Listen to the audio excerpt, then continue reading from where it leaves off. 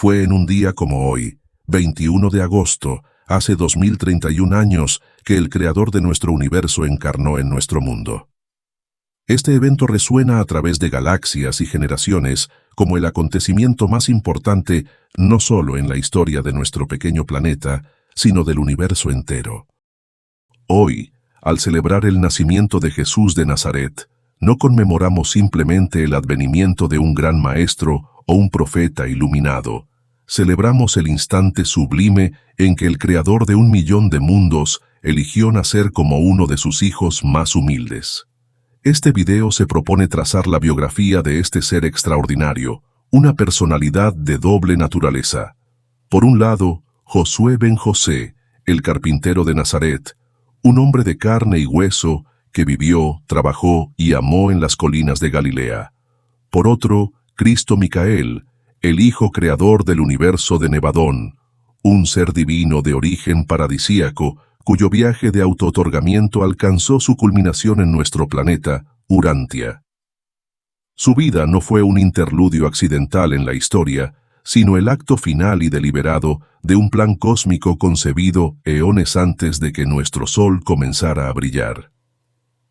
La encarnación de Micael en Urantia no fue un mero acto de revelación divina, aunque ciertamente lo fue. Tampoco fue una misión de emergencia para reparar un plan fallido. Fue, en su esencia más profunda, el paso final y esencial en la obtención de su soberanía suprema e incondicional, para gobernar su vasta creación no solo con poder, sino con perfecta justicia, misericordia infinita y una comprensión empática nacida de la experiencia vivida. Debía someterse a la vida misma que impone a sus criaturas.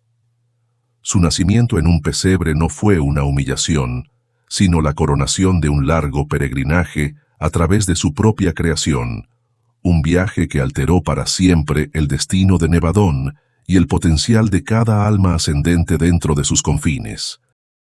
Para comprender la magnitud de la vida de Jesús, es imperativo primero entender la identidad cósmica del ser que eligió vivir esa vida.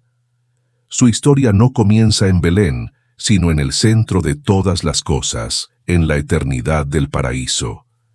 Micael de Nevadón pertenece a la orden de los hijos creadores paradisíacos, seres de origen dual que emanan de la unión perfecta de los conceptos del Padre universal y el Hijo eterno. Cada hijo creador es único, un hijo unigénito, que representa una expresión original y no repetible de la deidad. Micael de Nevadón es específicamente designado como el otorgamiento 611.121 de esta orden divina. Es crucial entender que si bien personifica plenamente al Hijo Eterno en su dominio, no es el Hijo Eterno existencial de la Trinidad del Paraíso.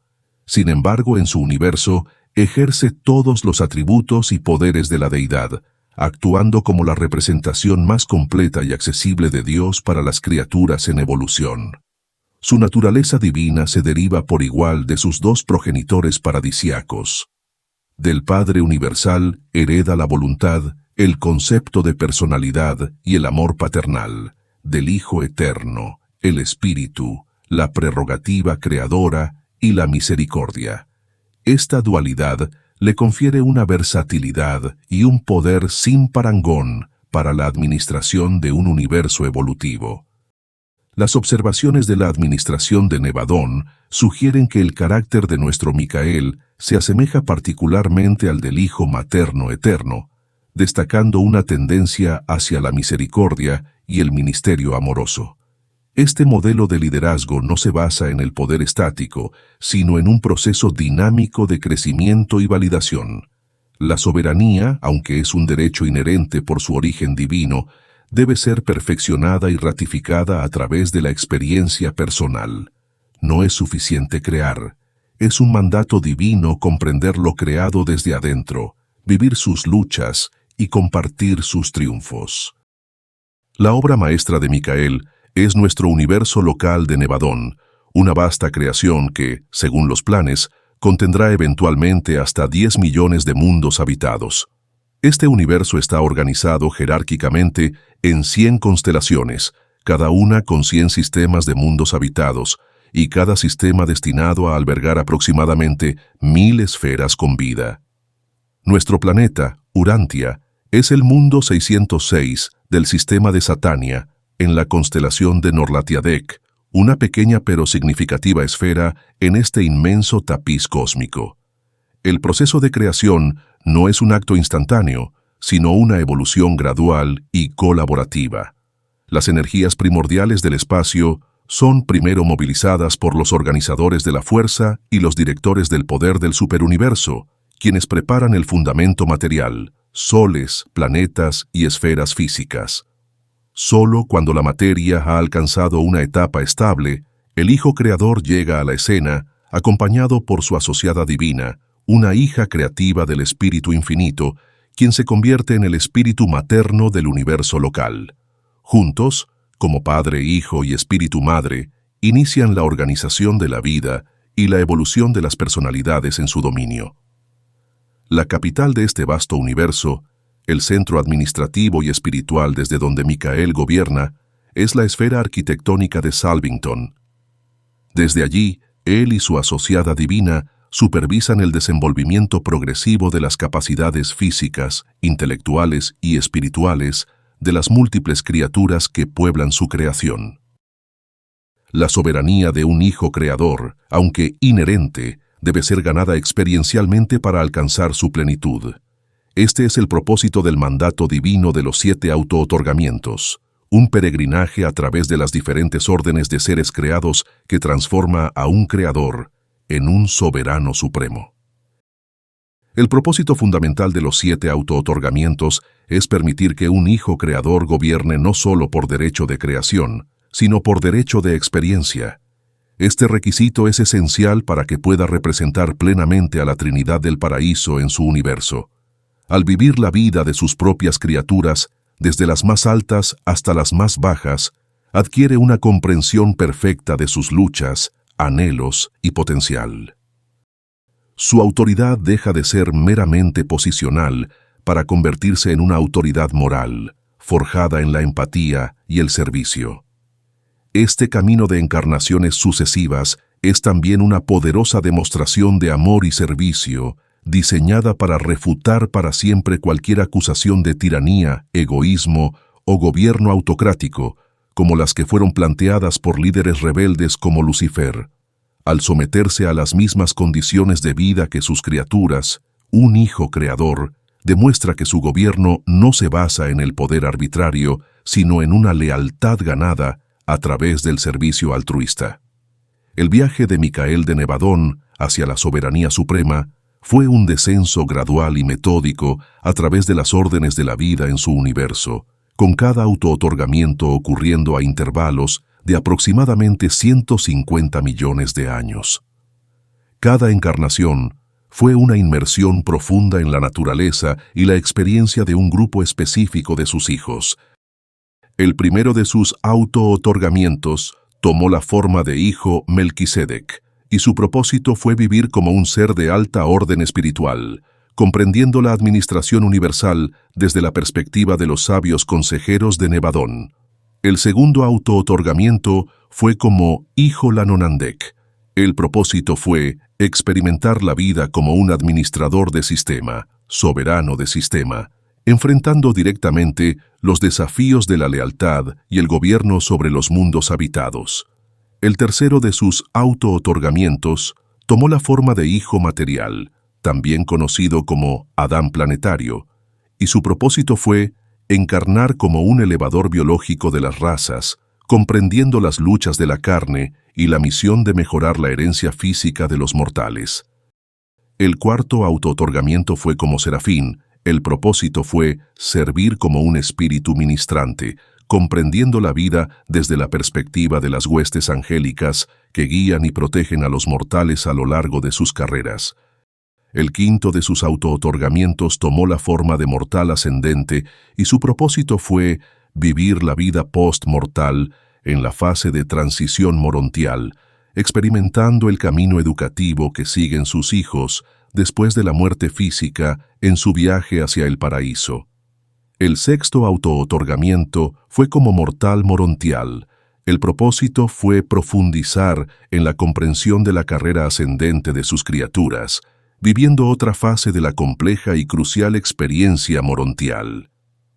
El séptimo y final de sus autootorgamientos tomó la forma de mortal en la carne, y su propósito fue vivir la vida completa de una criatura evolutiva, desde el nacimiento hasta la muerte natural, en un mundo complejo y afectado por la rebelión, como Jesús de Nazaret.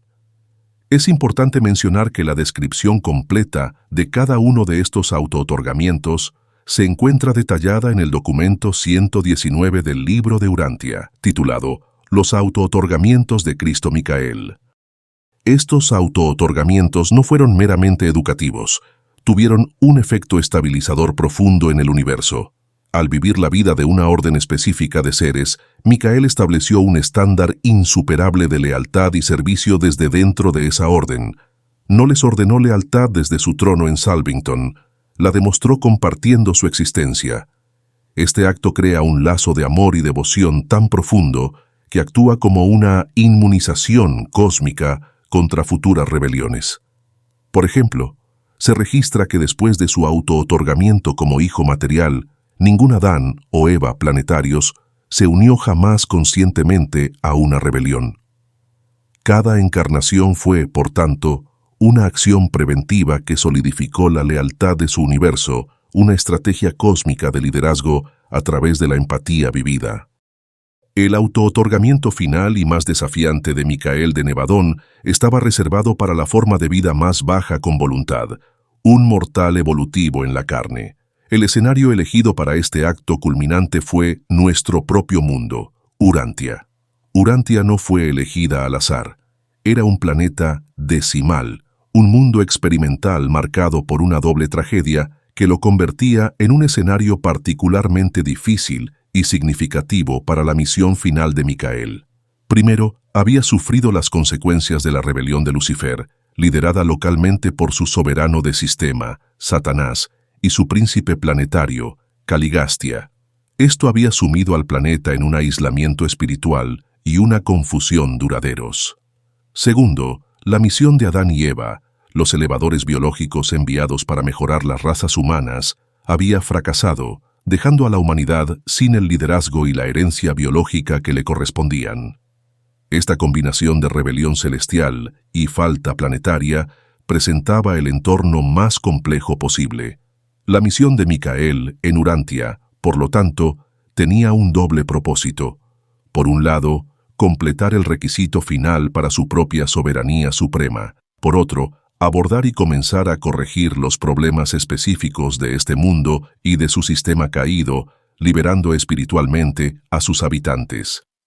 Para cumplir esta misión, Micael nació en la carne como Josué ben José, conocido en la historia como Jesús de Nazaret. Su vida humana fue auténtica, completa y sujeta a todas las vicisitudes de la existencia mortal.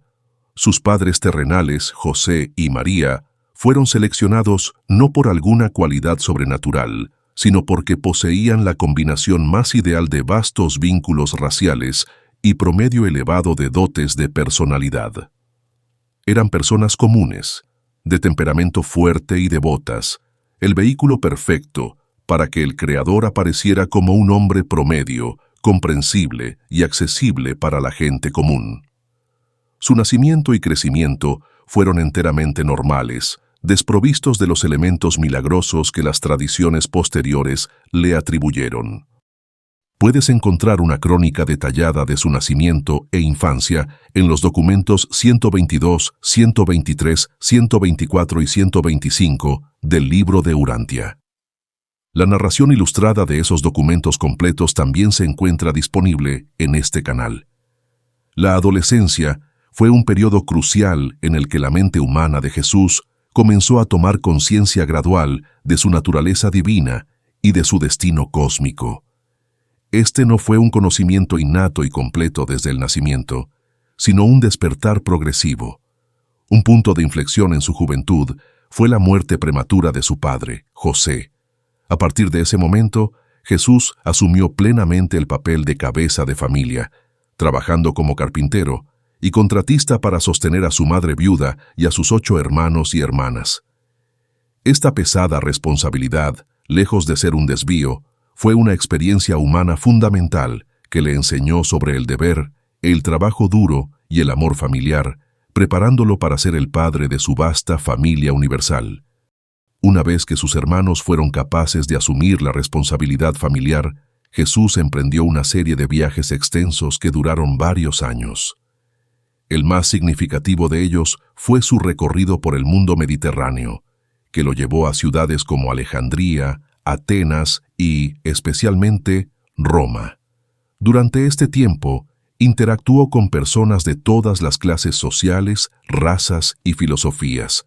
Vivió entre los ricos y los pobres, los eruditos y los analfabetos, y conoció de primera mano la totalidad de la experiencia humana. Estos años fueron su universidad terrenal, un período de intenso aprendizaje en el que hizo grandes progresos en la dominación ascendente de su mente humana y alcanzó nuevos y elevados niveles de contacto consciente con su ajustador del pensamiento interior.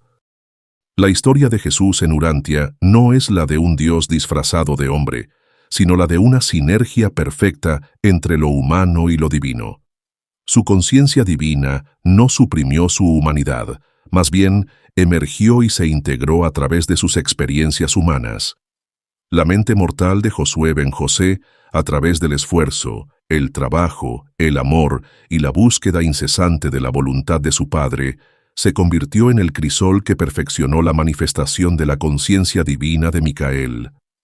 La plena conciencia de su existencia prehumana se hizo finalmente clara en el momento de su bautismo, marcando la finalización de su formación como hombre del reino y el inicio de su ministerio público como el Dios hombre perfeccionado. El ministerio público de Jesús de Nazaret no fue la introducción de una nueva religión organizada, sino la revelación de una relación personal y liberadora con Dios. Su mensaje central, el Evangelio del Reino, se basaba en 2 verdades fundamentales y transformadoras. El núcleo del mensaje de Jesús no se centraba en su propia persona, sino en la realidad del reino de los cielos, una realidad espiritual accesible a todos.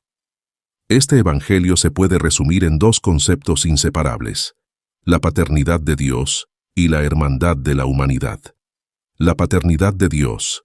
Jesús vino a revelar a Dios no como un monarca distante, un juez severo o el Dios tribal de una sola nación, sino como un Padre personal, amoroso y universalmente accesible. Enseñó que cada ser humano, sin importar su raza, género o condición social, es un hijo de Dios.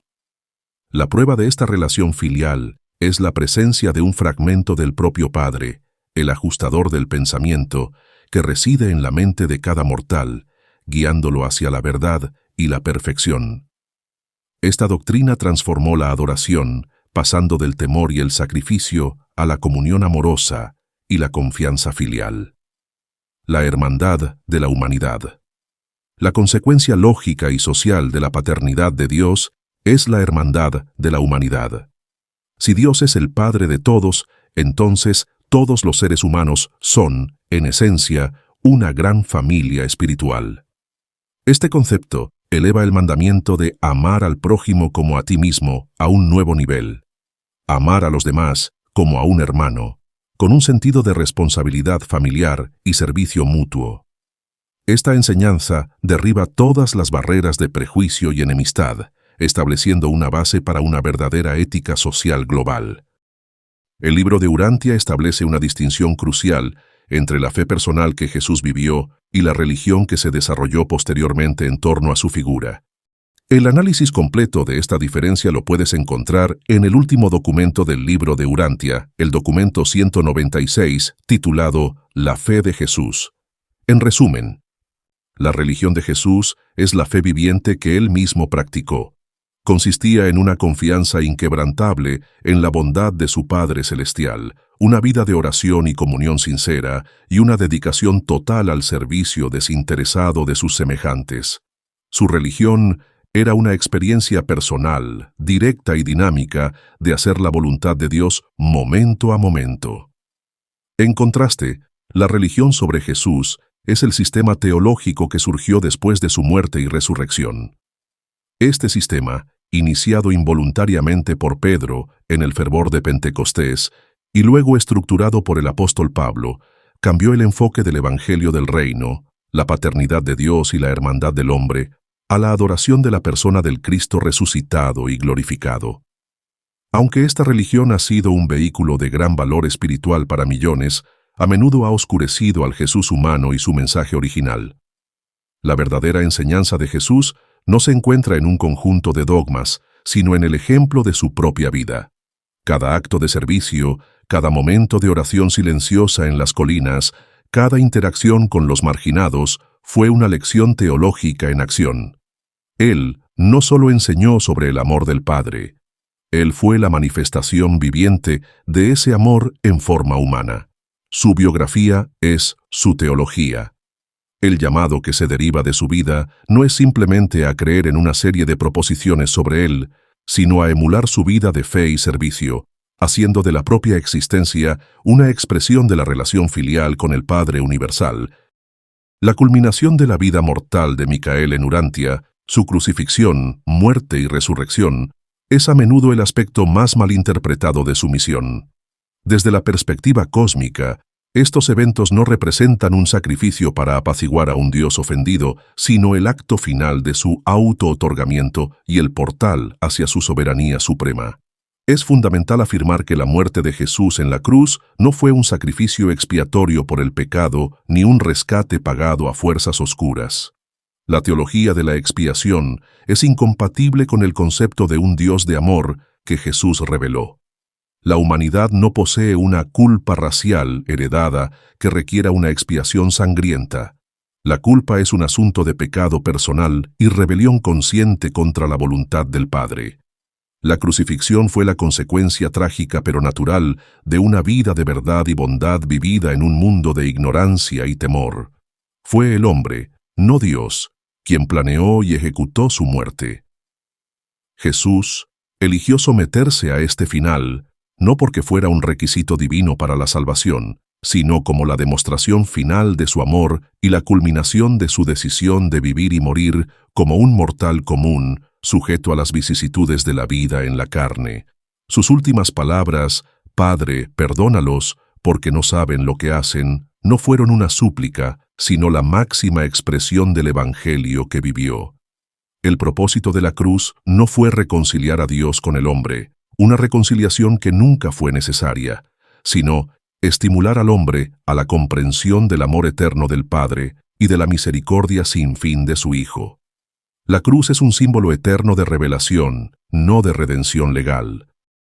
La resurrección de Jesús no fue una reanimación de su cuerpo físico de carne y hueso. Ese cuerpo material había cumplido su propósito y fue disuelto en sus elementos constituyentes por agentes celestiales.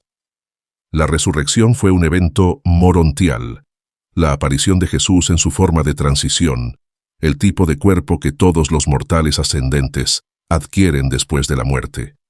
Durante un período de 40 días, se apareció en esta forma morontial a sus apóstoles y a muchos otros seguidores.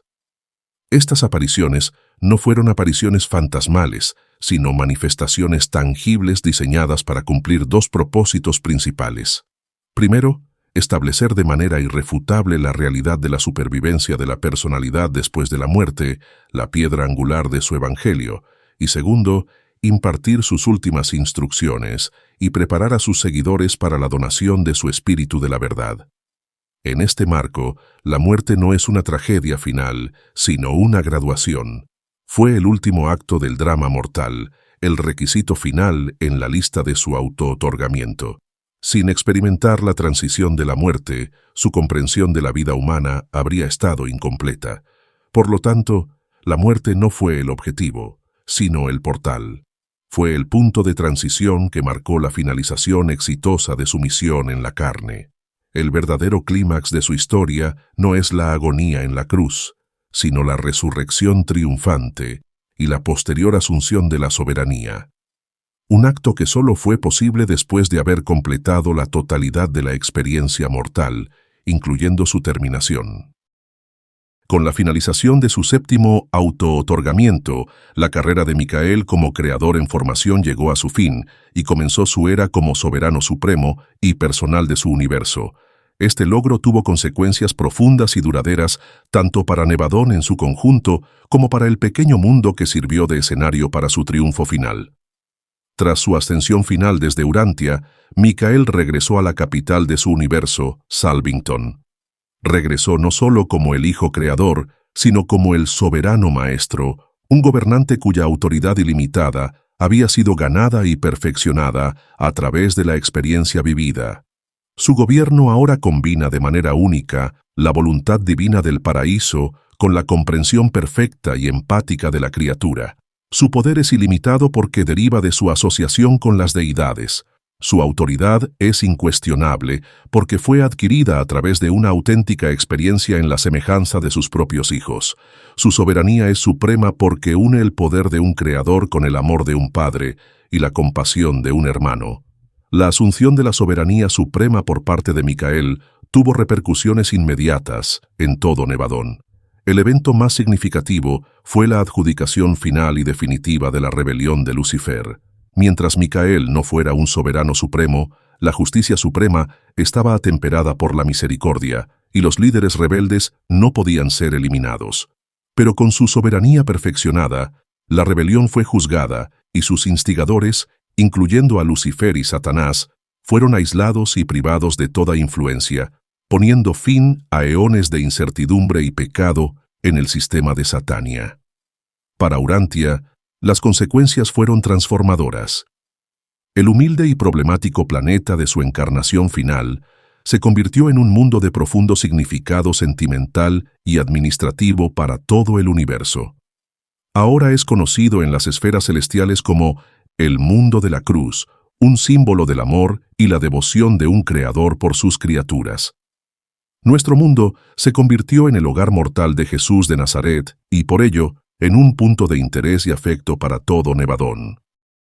El legado más directo, personal y duradero de la misión de Micael para la humanidad fue el derramamiento de su espíritu personal, el espíritu de la verdad, sobre toda la carne en el día de Pentecostés. Este no es un poder impersonal o una influencia externa, sino la presencia espiritual activa y continua de Jesús con sus hijos en el mundo. Reside en la mente de cada ser humano junto con el fragmento del Padre, el ajustador del pensamiento. Mientras que el ajustador nos guía hacia Dios, es el Espíritu del Padre, el Espíritu de la verdad nos guía hacia la verdad como la vivió y la reveló Jesús, es el Espíritu del Hijo. Juntos, estos dos dones divinos forman un circuito espiritual completo que ilumina la mente, consuela el alma y guía a cada individuo en su viaje personal hacia la comprensión espiritual y la comunión con Dios. La celebración del cumpleaños de Jesús de Nazaret es, en última instancia, la celebración del momento en que el Creador se hizo criatura. No vino para juzgar, sino para comprender, no para ser servido, sino para servir, no para inspirar temor, sino para revelar el amor. Su vida en Urantia fue la revelación dual definitiva. Por un lado, reveló la personalidad amorosa y paternal de Dios al hombre. Por otro, reveló al universo entero el potencial glorioso de un hombre consagrado a hacer la voluntad de Dios. Su biografía cósmica nos invita a trascender una religión meramente sobre Jesús, un sistema de creencias y rituales para abrazar la religión viviente de Jesús. Esta es una fe personal y directa en la paternidad de Dios, una vida dedicada al servicio amoroso de la hermandad de la humanidad y una confianza inquebrantable en la guía interior del Espíritu de la verdad. El mensaje que emana de la vida de Micael de Nevadón es uno de esperanza cósmica. Nos asegura que la existencia mortal, con todas sus pruebas y tribulaciones, no es un fin en sí misma, sino el primer y emocionante paso en una aventura gloriosa y eterna. Inspirados por el ejemplo de nuestro Creador y hermano, estamos invitados a embarcarnos en el viaje ascendente de crecimiento, servicio y comunión, un camino que finalmente nos llevará a la presencia del Padre Universal en el paraíso, donde la aventura verdaderamente comienza. La vida de Jesús no fue el final de una historia, sino la garantía de que para cada uno de nosotros, La historia no tiene fin.